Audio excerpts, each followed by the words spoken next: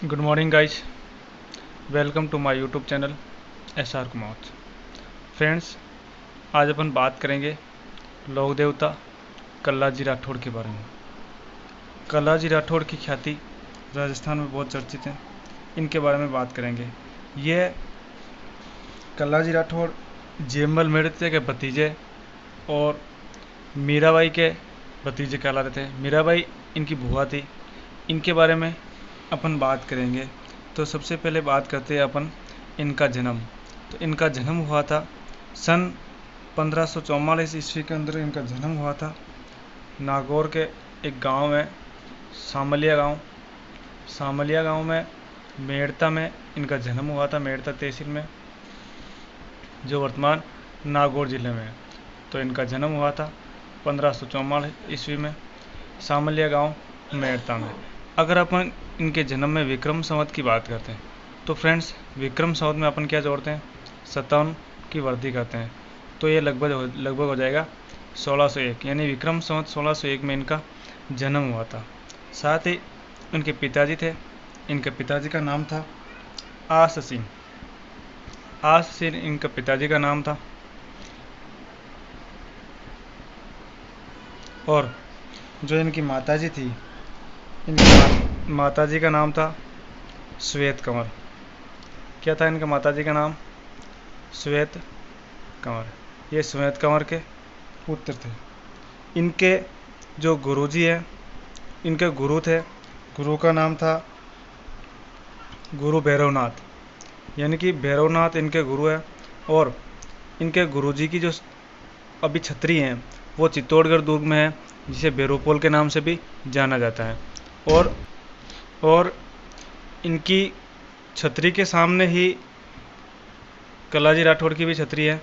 भैरवपोल में इनकी छतरी है। तो कल्लाजी राठौड़ की छतरी कहाँ है? भैरवपोल। ये भी ध्यान रखना, भैरवपोल चित्तौड़गढ़ के दुर्ग में स्थित है। इनके अलावा जो इनका विवाह होना था, हुआ नहीं था इनका विवाह होना था शिवगढ़ के राव कृष्णदास थे। शिवगढ़ के राव कृष्णदास की पुत्री थी कृष्णा से इनका विवाह होना था। लेकिन 1568 ईस्वी में चित्तौड़गढ़ का जो साका हुआ था, उस साके में इनकी मृत्यु हो जाने के कारण मृत्यु होने के कारण इनकी पत्नी ने, कृष्णा ने, इनके साथ सती हुई थी। तो इनका विवाह नहीं हो पाया था। इनके अलावा इनके बारे में महत्वपूर्ण है इनके उपनाम में इन्हें जाना जाता है चार हाथों वाले देवता। चार हाथों वाले देवता क्यों कहलाते हैं, इनके बारे में भी मैं बात करूंगा, आपको बताऊंगा बाद में।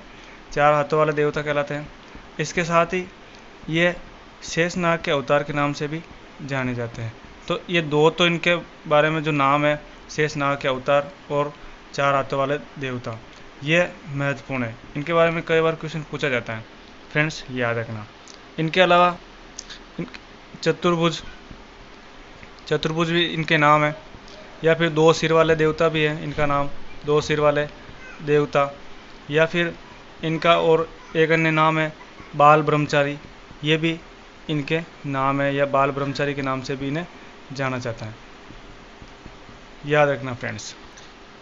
इनके अलावा फ्रेंड्स, कल्लाजी के मंदिर में जिस किसी व्यक्ति को सांप, बिच्छू या किसी का भी जहर चढ़ जाता है तो उनके मंदिर में जाने से तैयार हो जाता है।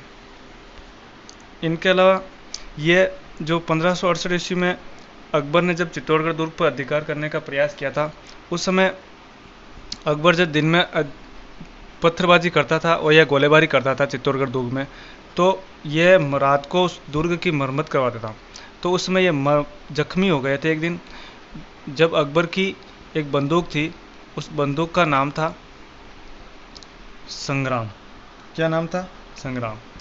इस संग्राम बंदूक से अकबर ने एक बार गोली चलाई थी, जब ये रात्रि को किले के मरम्मत करवा रहे थे, तब ये जख्मी हो गए थे। और उसके बाद हुआ क्या था, जब 1567-68 में अकबर ने जब चित्तौड़गढ़ दुर्ग पर आक्रमण किया था, उस समय चित्तौड़ पर आक्रमण किया था, उस समय चित्तौड़ का जो शासक था वो उदय सिंह का शासक था। जब उदय सिंह आक्रमण के समय गोगुंदा गए हुए थे एवं चित्तौड़गढ़ की जो जिम्मेदारी थी वह जिम्मेदारी उदय सिंह, कल्ला राठौड़, जयमल सिसोदिया और जयमल मेड़ते और फतेह सिसोदिया को सौंप कर गए थे। तब उस समय ये जख्मी हो गए थे और जब अंतिम युद्ध के लिए ये केसरिया वस्त्र धारण करके युद्ध भूमि में जा रहे थे, तब इन्होंने कहा भाई ये जख्मी हो रखे थे, तो इन्होंने कहा भी मैं भी युद्ध में चलूँगा। तो कल्लाजी राठौड़ इनके जो भतीजे थे उन्होंने इनको अपने कंधे पे बैठाया और युद्ध भूमि में केसरिया वस्त्र करके धारण करके चले गए थे। तो तब इन्होंने इस युद्ध भूमि में बहुत बड़े युद्ध किया था और साहस का बलिदान, मतलब साहस और शौर्य दिखाया था। इसके अलावा चित्तौड़गढ़ दुर्ग में 3 साके हुए थे। फ्रेंड्स, साके क्या होते हैं? जब युद्ध में अंतिम युद्ध भूमि के लिए अंतिम युद्ध में जो लोग होते हैं या जो राजपूत पुरुष होते हैं वो केसरिया वस्त्र धारण करके युद्ध भूमि में निकल जाते हैं और युद्ध लड़ते हैं। युद्ध लड़ते हुए वीरगति को प्राप्त होते हैं, वो तो कहलाता है केसरिया। उनके साथ जौहर होता है।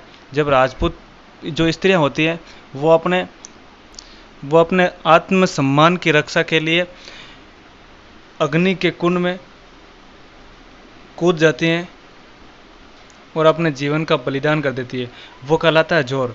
तो केसरिया प्लस जौहर मिलकर साका करते हैं। फ्रेंड्स, सबसे पहले चित्तौड़गढ़ दुर्ग का जो सबसे प्रसिद्ध साका है वो हुआ था 1301 ईस्वी में रानी पद्मनी के नेतृत्व में हुआ था और उस समय चित्तौड़गढ़ के शासक थे राजा रतन सिंह और वो राजस्थान का सबसे प्रसिद्ध साका था। जबकि सबसे पहला साका हुआ था रणथंभौर के अंदर और ये था सबसे प्रसिद्ध साका चित्तौड़गढ़ दुर्ग में 1303 ईस्वी में। उसके बाद हुआ था चित्तौड़गढ़ के अंदर दूसरा साका हुआ था 1535 ईस्वी में।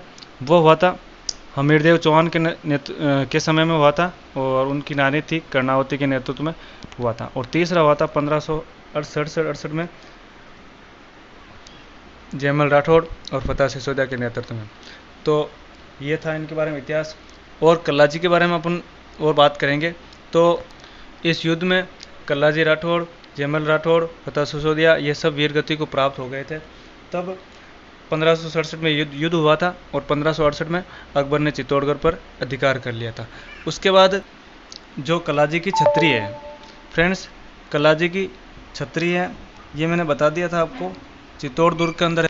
चित्तौड़ दुर्ग है, चित्तौड़ दुर्ग के जो प्रवेश द्वार है उस प्रवेश द्वार पर इनके गुरुजी भैरवनाथ की छतरी है और उनके पास में ही इनकी कल्लाजी राठौड़ की छतरी है। तो याद रखना फ्रेंड्स, कल्लाजी राठौड़ की छतरी कहाँ है? चित्तौड़गढ़ दुर्ग में।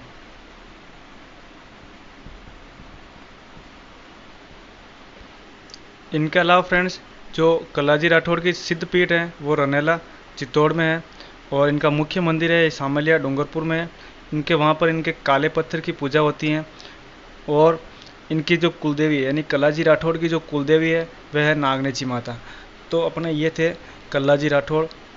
फ्रेंड्स, इन्होंने अपनी वीरता का परिचय दिया था और 1568 में चित्तौड़गढ़ के दुर्ग की रक्षा का नेतृत्व करते हुए वीरगति को प्राप्त हुए थे। फ्रेंड्स, नेक्स्ट बात करेंगे अपन डूंगर जी और जवाहर जी के बारे में। तो डूंगर जी और जवाहर जी इनका संबंध बठौट गांव सीकर से संबंधित है। बठौट गांव सीकर, ये सीकर से संबंधित है, लोक देवता थे। यानी कि तो मैं कह सकता हूँ ये लोक देवता कहाँ के? लोक देवता सीकर के या शेखावाटी क्षेत्र के, शेखावाटी क्षेत्र के लोक देवता। तो शेखावाटी क्षेत्र के लोक देवता कौन कहलाते हैं?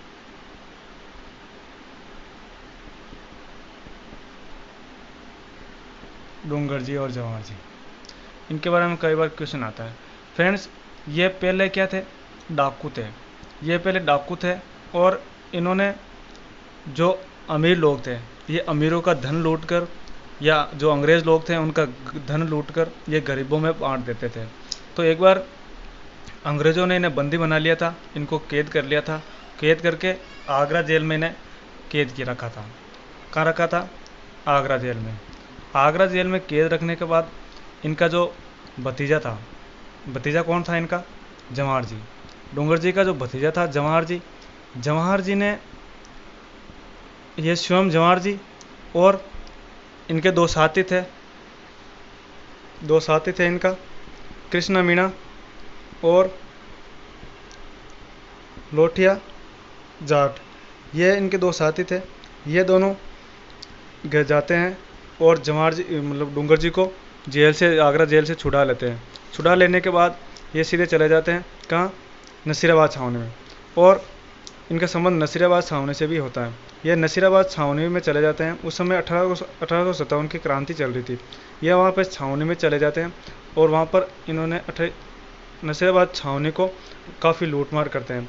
और लूटमार करने के बाद ये दोनों कहाँ चले जाते हैं? देखो, मारवाड़ चले जाते हैं। मारवाड़ चले जाने के बाद जो डूंगर जी है, डूंगर जी और जवाहर जी दोनों मारवाड़ चले जाते हैं। मारवाड़ क्षेत्र में जाने के बाद जो डूंगर जी है, डूंगर जी को शरण देते हैं जोधपुर के महाराजा थे उस समय, तख्त सिंह।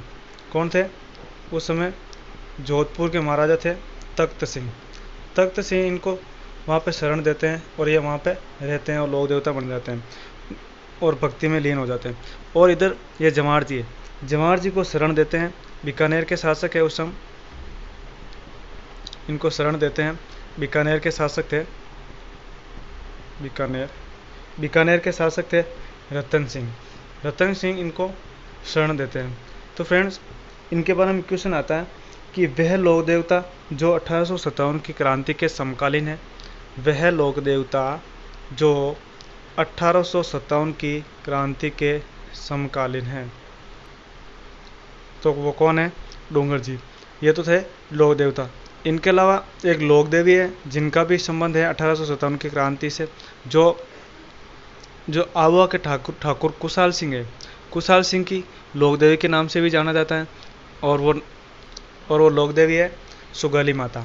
तो फ्रेंड्स, इन दोनों का लोक देवता में और लोक देवी में, इन दोनों के बारे में क्वेश्चन पूछा जाता है। लोक देवता के अंदर डूंगर जी, जिनका संबंध 1857 की क्रांति से है, और लोक देवी के अंदर सुगाली माता, इनका संबंध 1857 की क्रांति से है। तो फ्रेंड्स, ये था अपने डूंगर जी, जवाहर जी। लोक देवता में लगभग कंप्लीट है।